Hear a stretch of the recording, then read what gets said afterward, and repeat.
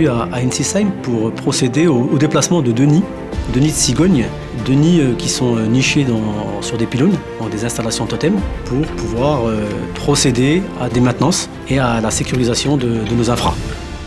Ça consiste en créer un nouvel environnement pour les cigognes. Donc on retire le nid du pylône sur lequel les cigognes sont installées actuellement. On déplace via un mât et une plateforme cet environnement, mais pas n'importe où. On le déplace là où on nous demande de le déplacer. C'est-à-dire qu'avec la Ligue de protection des oiseaux, on définit un endroit, un nouvel accueil pour les cigognes.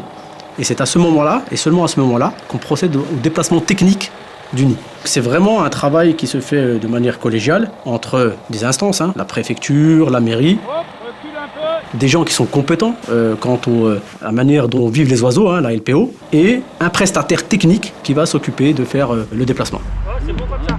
Cette opération se fait sous arrêt préfectoral. On n'est pas sur une décision qui se fait ou par totem, ou par la mairie, ou même ne serait-ce que par la Ligue de protection des oiseaux. Si on le fait, c'est aussi parce que derrière, il y a des impacts. Moi, je suis responsable de la sécurité chez Totem, et quand on décide de faire ce genre d'opération, c'est parce qu'on a décelé un danger. Il peut y avoir un danger au niveau de la structure en elle-même. Donc aujourd'hui, c'est peut-être un pylône qui a quelques années. Il faut savoir aussi que la cigogne, par sa vie au quotidien, génère des dégradations sur le pylône qu'on ne voit pas si on ne va pas checker.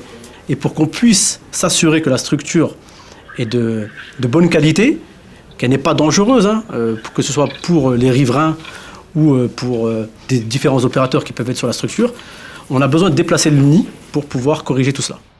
Quand on est en bas du pylône et qu'on regarde, ça n'a pas l'air si gros que ça, mais je vais vous donner quelques chiffres. Un nid de cigogne, ça peut atteindre 500 kg, ça peut mesurer 2 mètres, 2 mètres 50 de diamètre, et voire 2 mètres de haut. Le but, c'est de faire en sorte que la cigogne s'adapte à son nouveau domicile, qu'elle ne soit pas tentée de revenir. Il y a des mécanismes, des anémomètres qui sont positionnés en haut du pylône et qui empêchent l'oiseau de revenir. C'est pas ce vers quoi on veut aller.